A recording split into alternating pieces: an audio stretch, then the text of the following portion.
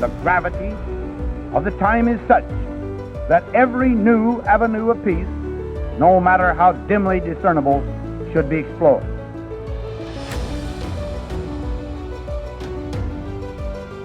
Never before in history has so much hope for so many people been gathered together in a single organization.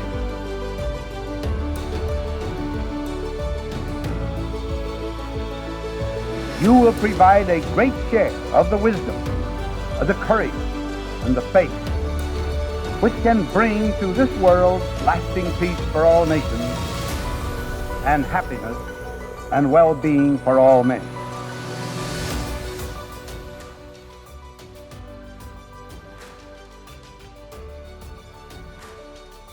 Good morning, Seth. Thank you so much for joining me today on the Tides of Nuclear podcast. It's a pleasure to have you here. Thank you very much, Olu. It's a pleasure to be here myself. Yeah, I'm really excited for this conversation. But before we get into it, could you just do the pleasure of introducing yourself and tell us a bit about your background and how you got into nuclear in the first place? Okay, so my full name is Seth Kofi Debrah. I'm from Ghana. My first degree is actually in physics.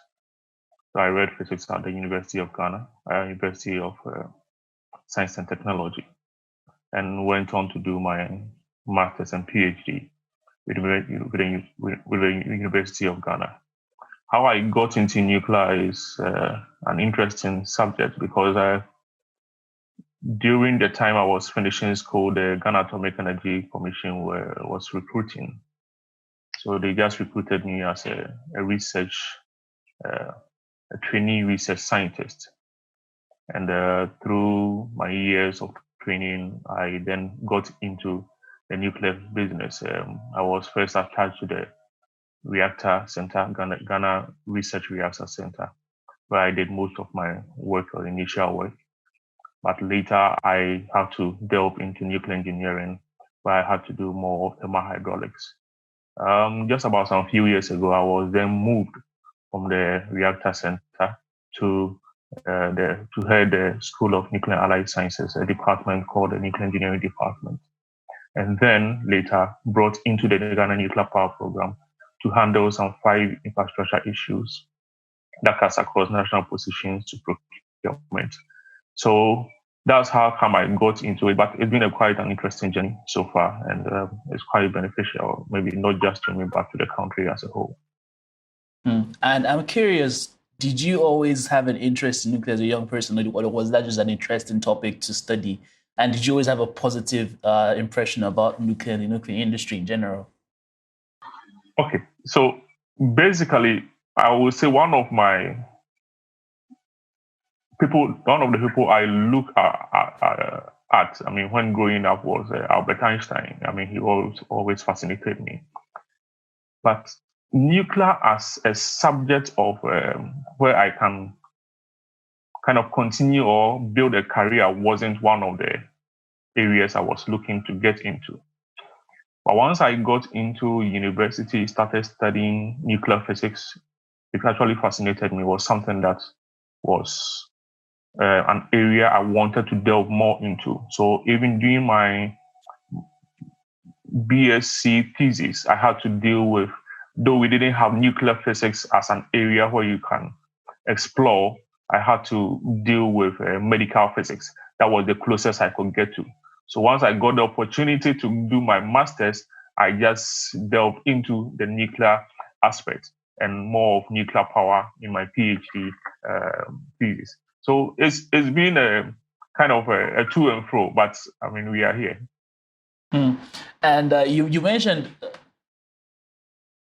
so you mentioned a bit earlier about the research reactor that you had the opportunity to work on. And could you just tell a bit about that and how it is? Because it's one of the few nuclear reactors, even though it's a research reactor that is based in Africa and it's currently operational. So I'd like you to talk about that a bit, please.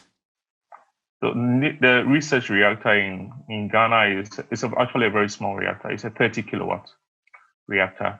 It's a Chinese design. We call it the miniature neutron source reactor. It's basically used for irradiation and training of engineers and physicists within the country. Just to step back a bit, because post-independence, the government at that time tried to build a bigger research reactor. Unfortunately, the president was overthrown before his time. So Ghana had been trying to acquire a research reactor till 1995, where we got this research reactor from the Chinese through the International Atomic Energy Agency. So it's basically used for research.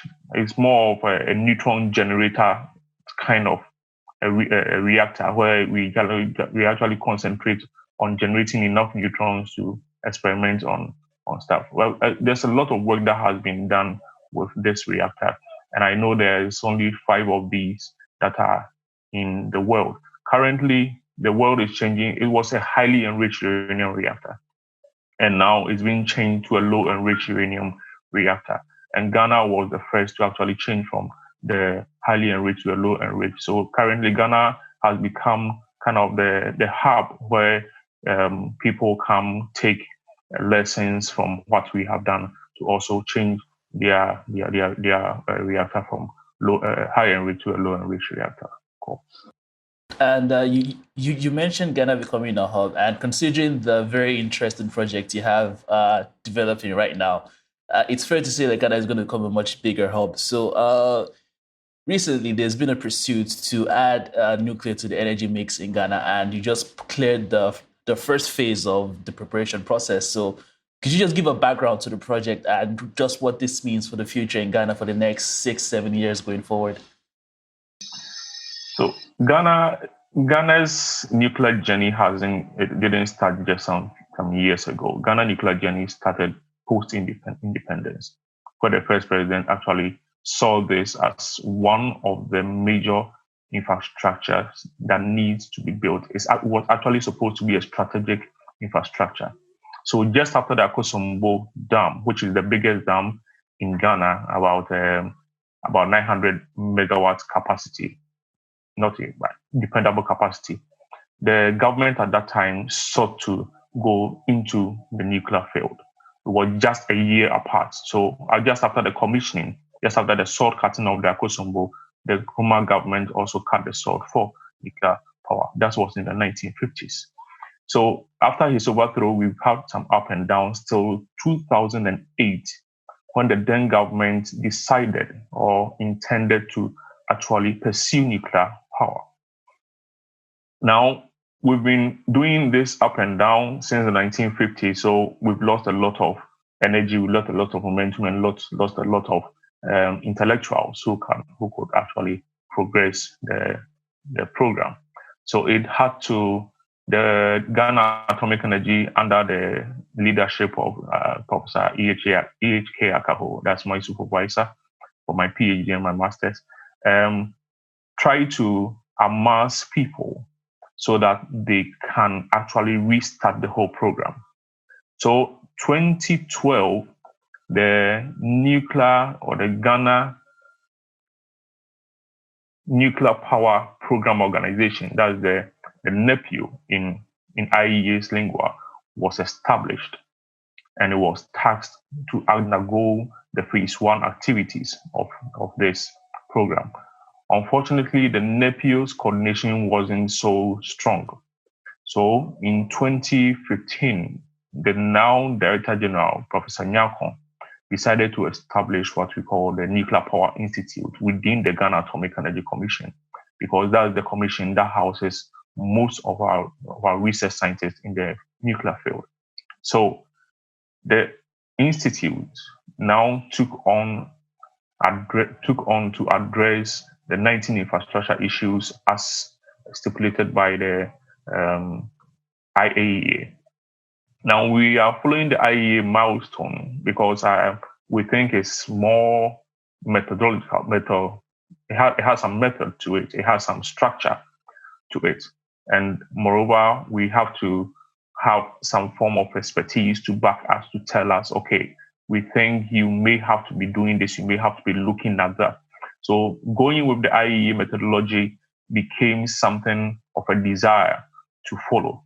And as you said, we've already scaled phase one. We had our follow-up Indian mission where the mission actually confirmed that Ghana has actually done all the necessary studies for government to make a non-negotiable commitment, because the decision already has been taken. If I say decision has been taken, I mean the NRA, which is the Nuclear Regulatory Authority that regulates the nuclear space, has been established. Actually, that's a phase two activity.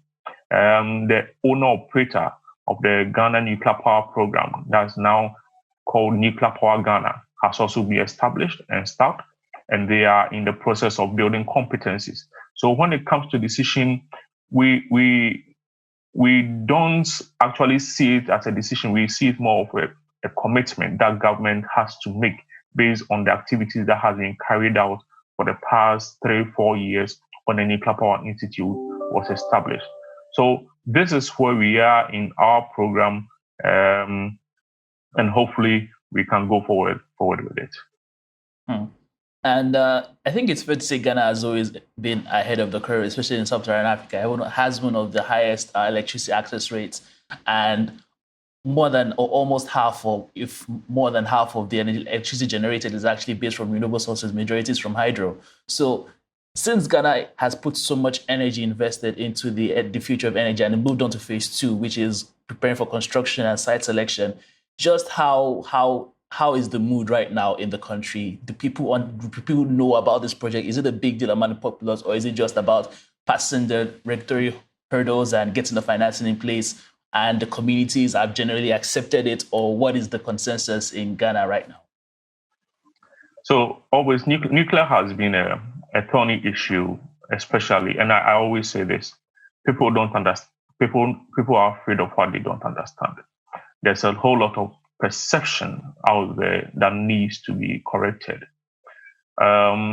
We did a survey, an initial survey, and I think we can share that on this platform, where we found out that within the capital of Ghana, which is Accra, we have over 50% of the people who would like to see nuclear come on board. You have about less than about 40% who thinks, okay, we don't want nuclear because it's dangerous. And we say this, yes, everything is dangerous. You know, when you look at where Akosombo is situated, if the dam breaks right now, the whole of Accra is gone. The whole of the capital city is gone. You look at the sun, you are under the sun. The basic understanding that we have of the sun is that it's not solar, but it's a nuclear reaction that is going on in the sun. So nuclear is all around us. Whether we like it or not, we have background radiation that is always emanating, and especially where you mine gold and all those things. So it's been around us since, it's a natural phenomenon which has been around us since, the world was created. So this is what we try to convey to people. But we know in the capital city, a lot of people are willing to accept this. Now, our major issue may be going to maybe where the plant will be situated, or outside the capital city where illiteracy rate may be a little higher than usual. So we are trying to push the stakeholder engagement within these areas. We've made some good incursions. Some of the chiefs, because you are from Nigeria, so you will know some of our land systems are handled by chiefs, not by the government. So we've interacted with some of the chiefs and their people, and part of this engagement has been very fruitful.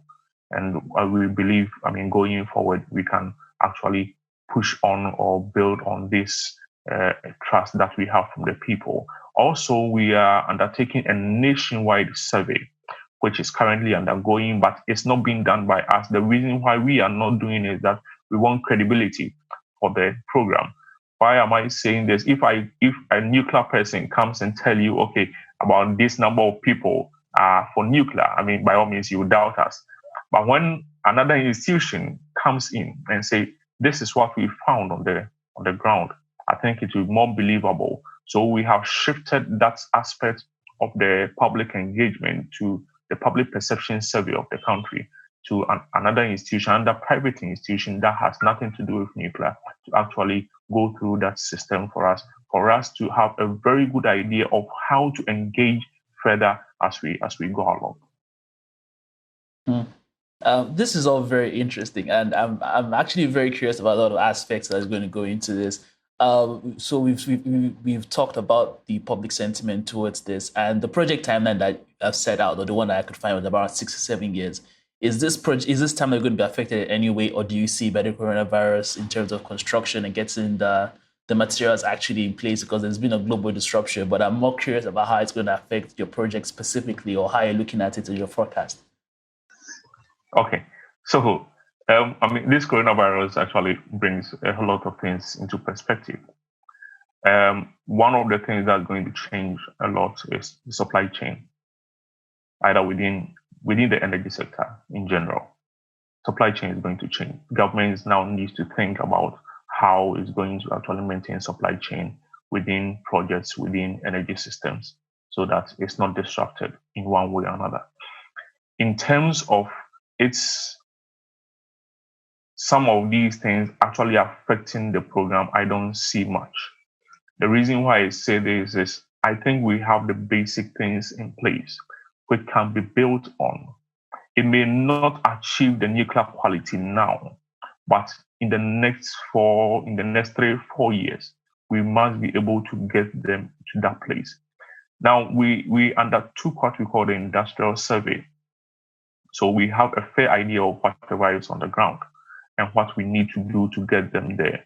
We've communicated this to the government, and the government is taking a critical look at it on how to actually elevate these people, the supply chain, especially during the construction, to actually get them to achieve that quality that nuclear always kind of seeks or kind of look at.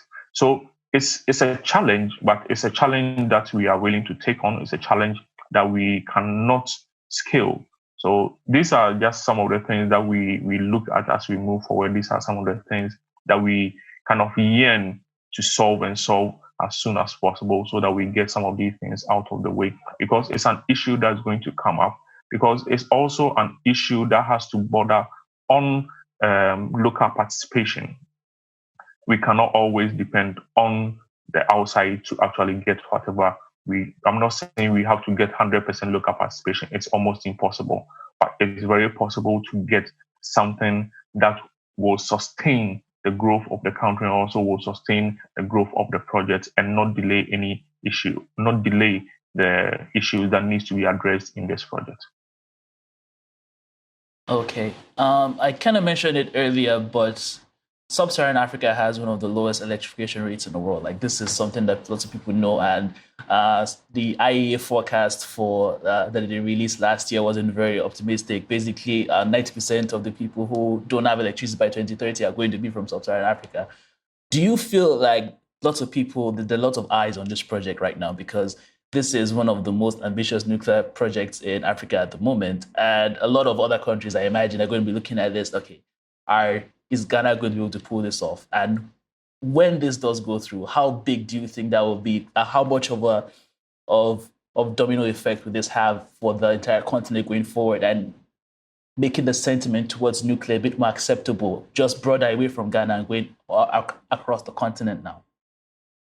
I will side with you when you say, the Sub-Saharan Africa has one of the lowest electrification rates. But I think this is one of the reasons why the grid is being connected, so that we can share electricity. We can actually push some of these boundaries. You look at some of the countries within the Sub-Saharan Africa, most of them are landlocked, and most of them don't have water to also generate through hydro. The cost of electricity in these countries are also a little bit higher. So Ghana having this, and it's one of the things that we have highlighted in our energy policy, that the country needs to be an energy hub where it supplies energy to the sub-region. And it's very important that we do that. I mean, me or you and I know, I mean, without energy, we are going nowhere. And it's one of the issues that needs to be dealt with, one of the issues that needs to be addressed. And I think Ghana is in a very good position to assist the neighboring countries in the Sub-Saharan Africa to build on the gains that we have already chalked. Ghana may be in a very, I would like to say, a very good position to do this because of, I mean, the history that we have, because of the kind of dream, the aspiration of this country. And believe you me, if the nuclear program comes into place and all that energy is put within that integrated grid that is being built, then you will have enough energy for people to also progress, for people to enhance their lives. And it's one of the things that we are looking forward to. It's one of the things that we are yearning to see, not just in Ghana, but in the whole of Africa, to actually see such a project and see how this project will be able to propel people, how this project will be able to industrialize this continent.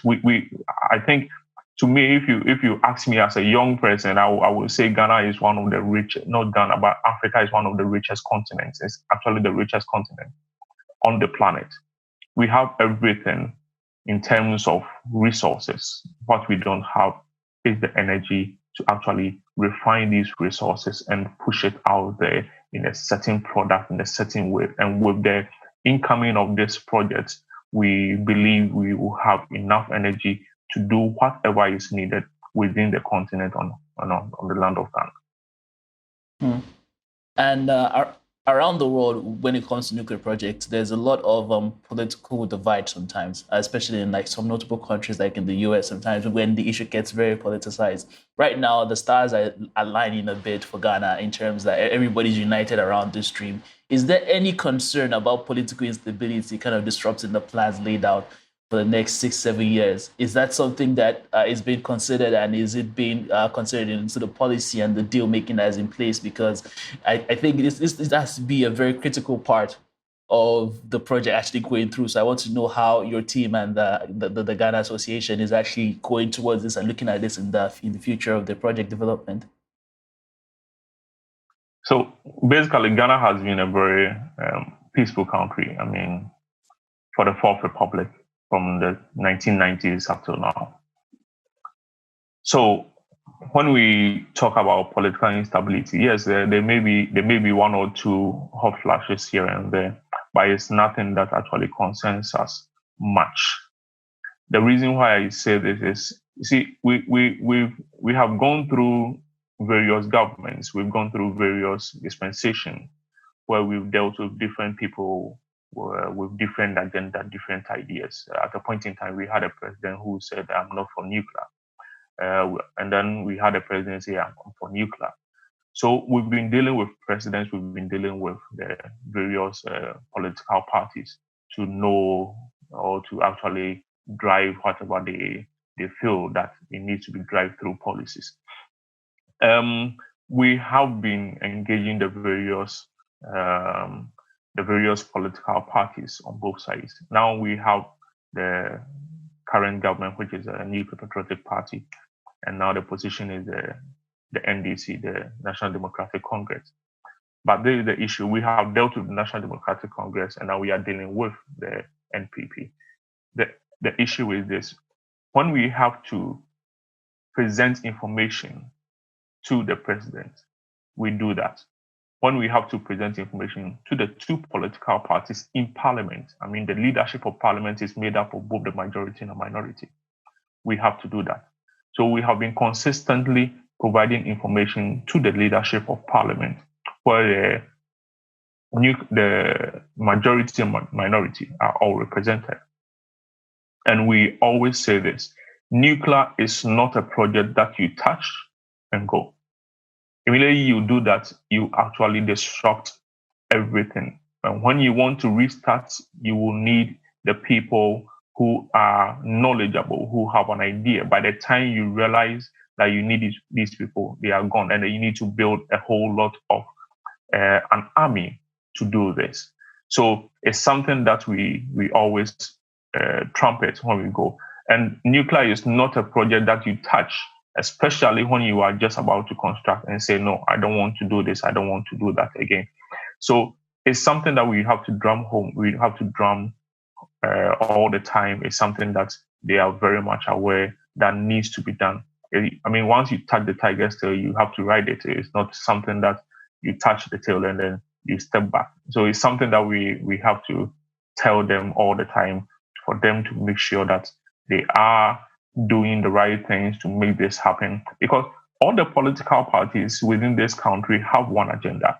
It may not be a single way to get there. They have different ways of doing things, but all of them believe that we have to do this to actually project this country, to project Africa, and make the people comfortable. The people need to be wealthy. And I'm very interested that you said that, because going into my next point now, a common criticism of nuclear is that it's really expensive to build and the projects tend to take long. So projects tend to run over budget and they tend to go an extra few years out of the scope of work. And according to a report released by the director of your agency, the construction is supposed to begin around 2023. That is a hopeful date that we're looking at, and then we're looking at a 6-year timeline from the beginning to the end of construction, and hopefully commissioning of the nuclear power plant, and it's up and running. How is your agency really looking at ways to avoid these delays? Because public support tends to erode very quickly, especially when you're in an African setting where people tend to remember things a bit more critically. Because as you said, there's people have very different minds and their education levels. So the longer it goes, it goes to reason that the support starts to erode along the way until that big announcement that the project has been completed. So is this something that the agency is looking at, and ways to mitigate this and to really hold the timeline as the end goal in the end of what the project is supposed to be? Okay, so that's an interesting one. But there's something that I've realized. I've looked at projects throughout their cycles. Nuclear projects doesn't stand out as the only project that actually kind of overrun in terms of budget or in terms of timelines. All mega projects are like that. And nuclear is a mega project. It's complex. So it's not peculiar to only nuclear. And it's something that needs to be kind of put out there. I mean, you take some of the mega projects that are running in this world, and I mean, when you look at the rail line construction, these are big projects that have various complexities. So they always overrun. They always kind of over budget. We always have some overruns. But these are things that we have to deal with. And it will interest maybe viewers to also know that Ghana has considered all these things in terms of we consider them as risk. So we've considered all these risks and provided mitigation remedies to some of these things. Because you are right when you say, I mean, in our setting, I mean, things kind of people lose interest quite quickly. But it's also something that we have also come to understand. And we have to build programs to keep people interested. We need to build programs to make sure that people fully understand what is going on. We have to build programs to keep the people interested all the time. And it's not just the adults. We have a program that we are currently working on that has to look at getting to the junior high schools. So these very little ones, 14, 12 years old, get them interested in nuclear. Getting to the senior high schools getting them interested in nuclear. Because, when you pick a senior high school person, which is first year of his or her education, in the next 7 years, that person would have finished, let's say, a university. So if you can keep this person interested and make sure that you kind of put in front of him, him or her, these are some qualities or these are some career lines that you can build, they rather carry the message out for you. Also, we are continuously dealing with the CSOs. These are think tanks in this country that have to or have a say when it comes to the energy sector and when it comes to the environmental sector. So we are continuously engaging them. Unfortunately, this COVID had come in to slow down things because we had planned about 5 different engagements this year with the CSOs. And it's not just going to be this year, it's going to be continuous, because nuclear needs to be continuously drummed into the people for them to actually have whatever they need to have. So it's something that we need to look at as a country, and we are looking at it critically to make sure that we have all these things covered. We have to find a way to make the program interesting within the time limits that we have, within the confines that we find ourselves. We understand the culture of the people. We understand the intricacies that is involved when it comes to nuclear, and we are willing to blend everything together to make a very successful project. And we hope that our neighboring countries also understand that, because we need to also deal with our neighboring countries, especially when it comes to nuclear. If it was any other project, maybe it may not actually raise much heads. But with nuclear, people are very skeptical about it, including our neighbors. So we have to also deal with our neighbors to make sure that they don't also draw us back as much as we don't need to be drawn back. And I'm very happy you mentioned about this, the various programs that your agency is considering, and that goes into the next point of industrialization, which is a very big thing for many African countries right now, and that is the natural step of progression. But there's always that issue that comes with industrialization, like how do you power the push to industrialization? Because historically, it has been through countries just erecting lots of coal plants, and that has been the way. So with nuclear, this all of a sudden presents a brand new option that is emitting low carbon energy, and it's bountiful. It's something that can really achieve baseload capacity generation for a very, very long term. We're talking 40 to 80 years here. And just the amount of opportunities that this opens up for young people in terms of jobs and really getting that hub going and really raising interest from other parts of the continent and playing a role in this. How far do you see this project going? Because this obviously runs far beyond the energy sector. We're talking about it fundamentally affecting the way the economics are, and we're fundamentally changing the way the young people aspire towards the energy sector, because this is something that is new, and with every new innovation, lots of minds come into it naturally. Like, that is where people want to be. And when this hub is established, how far do you see this going in terms of what your agency can achieve and the ripple effects going outside in terms of the country's economy? So that's an interesting question, because we look at this not just as an energy project, but a strategic project that needs to be carried out if we need to carry ourselves from where we are to the next level, and if we need to give a future to the next generation.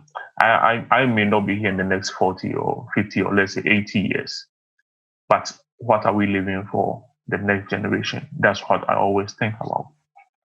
So it's an issue that needs to be looked at carefully. So you and I know nuclear has its beautiful aspects, where it's not just energy, it cuts across the economy. It affects the economy in every way. It affects even how people think, how people live, the safety culture of the people. So we have looked at all these things, and we have put them in what we call the Program Comprehensive Report, which is needed by the International Atomic Energy or needed by the nuclear program for you to actually step forward and go into the second phase. So it's been put in there nicely. Now, when we talk about industrialization, I mean, as a country, we have some of the key institutions that are being established because, and I know this is out there, so it's not something that is secret. Ghana looks at developing the whole alumina industry, and it needs a lot of energy. And once that is done, I mean, there are the downstream industries that need to be built. So it's something we have to look at. It's something that we need to know what form of energy we are giving this industry. Of course, coal is not going to power it. The reason why I say this for sure is that coal, I mean, has its own pitfalls, and it's something that we need to look at when it comes to energy security in this country. I don't know how coal is going to be financed. I think coal financing in this era is even much more difficult than nuclear. So we have to do this by nuclear. We cannot do this by any other energy source. So it's one area that we have to look at, because if we want to develop, let's say, the alumina industry, the whole cycle of the alumina industry, I mean, we can't go by oil or by gas, because also we need to take into consideration we've signed on international commitments. That's the nationally determined contributions, and it's going to come in force. I mean, whether we like it or not, because we've signed on to it. Most countries have signed on to it. We need to find ways of actually kind of reducing our burden on this industry, on the industrialization. Now, it's also another way of developing the country. I mean, we cannot develop as a country if we have our industries not having the energy, the needed energy, not having the needed support that they need to grow. So industrialization, in our view, or in my institution's view, is very important. So when you look at the Program Comprehensive Report that we have prepared, that's going to be sent, that has already been sent to our minister to be sent to the presidency, we have actually woven the industrialization with the nuclear. It's not just a plant sitting somewhere. It's not just a bunch of plants sitting somewhere just producing energy. It has been woven into the industrial setting, has been woven into the economy. It has been woven even into the water sector, because, I mean, nuclear is one of the areas that you can actually produce water, clean water, through desalination. And I mean, water is one of the biggest issue in this country, because I mean, a number of people don't have access to clean water. So we have woven this nicely into the setting of the nuclear power plant if it is supposed to come online. And you kind of mentioned earlier the Paris Agreement, and that actually got me thinking about this nationwide survey that you guys are organizing. There are a lot of good arguments to be made about the benefits of nuclear, but sometimes climate change isn't really the best argument to put forward to people. Like, that is not what is immediately on their mind. They much care about the access to clean water, the access to electricity, how it's going to affect the economy and jobs.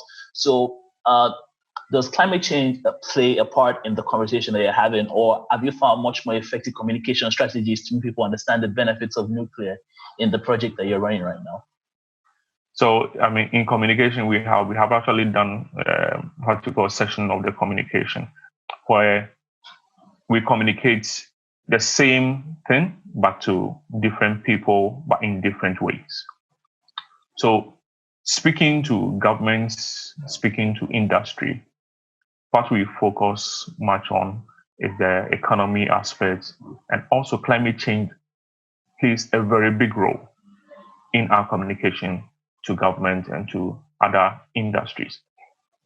Now, there has been talks about solving climate change issues with renewables, which I have no issue about. But we need to come to a point as a community, not as a country, but as a community of international community, to come to that consensus and say and have a realization that only renewables are not going to cut it. If we want to do this, renewables only are not going to cut it. We need to find a way to weave nuclear into the agenda. I'm saying this on this platform because it's an open fact. Institutions like World Bank doesn't support nuclear in any way. And I'm not even talking about the construction aspect. Anything nuclear, they are out. And we are talking about the World Bank and all those, which have the IMF and all those institutions. So it's high time, if we, as an international community, we want to deal with the issue of climate change and deal with it head on. Nuclear has to come into the conversation. Nuclear has to be considered as one of the sources that needs to be included in the portfolio, the energy portfolio, to make things work. And till we get to that point, we are going nowhere as a community. Till we get to that point, we are going nowhere. And the typical example is, unfortunately, is Germany, who have invested so much in renewables, but not seeing the effect when it comes to climate change. So it's something that we need to talk about. It's something that we continue to drum into the head of our institutions. Just about last year, we finished the CRP with the IEA, and we came to a definite conclusion that without nuclear, we cannot achieve our NDCs. Without nuclear, we cannot achieve our NDCs. And we communicated this to the institution that is responsible for accounting for the CO2 emissions and all those, accounting or doing or presenting the NDCs, the updated NDCs to the IPCC. And fortunately, part of them were part of this project. So this has been added to our updated NDCs, and I think now it's at the level of the ministry to carry it on the IPCC. And it's something that we are very interested and proud about. I think from our conversation, it pretty much shows just the scope that this project that Ghana is undertaking, just the scope that it's covering. It's a lot more than an energy project in an African community, and going forward, it's something that's going to be watched very closely, and a lot of people are rooting for its success. But now I'm curious, kind of like a way to close out the conversation. First, the concerns you have. Are there any concerns that you have about the project and about the timeline that you've set for yourselves? And then the next, I would like to know what you're excited about for the next 10, 20 years. What really excites you about nuclear in Ghana and in Africa in general? Because I imagine and I hope that this is a growing trend that more people try to adopt as they see the success that comes with your project. Okay, so let me start with the concerns. So my major concern as I manage the technical part of this project is more of the financing of the project. So financing is a big issue, and a country like Ghana may not be able to put up a bid invitation specification, invite bid, and then just like the UAE did. It may not be possible for Ghana. So my major concern is financing. Would we be able to attract the needed vendor that can bring financing to the project? To me, I think we've done so much. We've done so much work to prove that it is possible, to prove that we are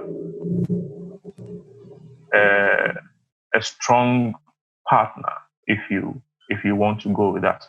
Because technically, so many countries have approached Ghana in terms of vendors. I'm talking about vendors here who would want to go with Ghana.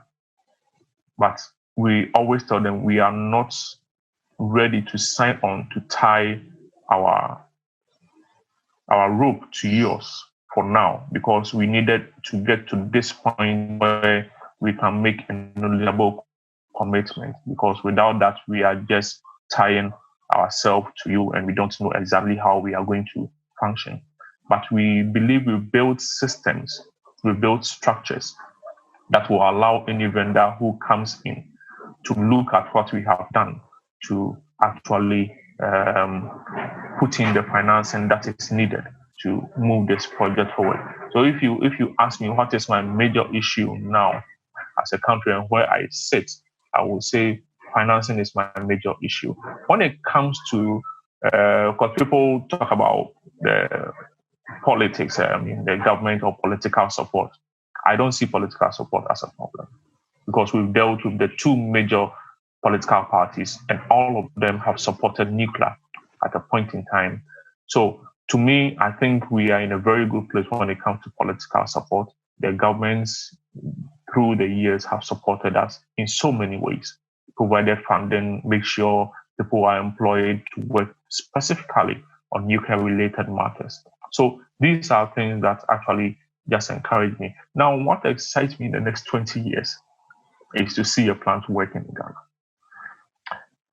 What excites me is to see the young people, because I think Africa has so much, and Africa has the biggest chunk of young people who do not have a clear idea or a clear way, a clear path in terms of career, in terms of interest, because all they have known is what is around them. So I would like to see an Africa or Ghana where we have nuclear power plant operating and it becomes the new oil. So when the oil industry came, every young person wants to work in the oil industry. But I would like to see the nuclear industry being the new oil where people clamor to work within that industry, where people clamor or yearn to actually work within this industry, where people fight for positions or fight for research areas that is nuclear related. I yearn to see that time. And that is where I believe Ghana is going in the next 20 years, where we have a plant operating, where we have everything or most of our things in the nuclear industry being built around those things. In the next 20 years, I don't actually see one plant operating. I see 2 or 3 plants operating. The first plant is the most important. We need to establish that. Once that is established, then we need to add on as we go on. Let me just go back and just a little bit on the plants that are kind of interesting to us. I think we have the Generation 3 Plus, which is in the system, Generation 3 in the system, which is actually quite nice. But we also have other plants that we are also looking at. The SMR is some of those plants, and that takes much shorter time as compared to the large plants.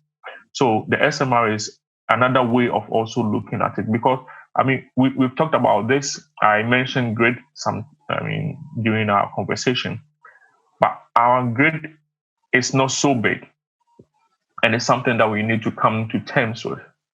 Our grid is not so huge that we put a very big plant on the grid. Else we may be destabilizing the grid or something. But with some of these small plants, it fits into our grid perfectly. Because if we need to put about 1,000 megawatts in the system, we need to actually expand our grid. So I see us also looking to some of the SMR that are being proposed, that are being put out there for us to also look at. So I'm looking at a combination of things. They may not be interesting to some because it's first of a kind, or everything is first of a kind. I don't see SMR as first of a kind.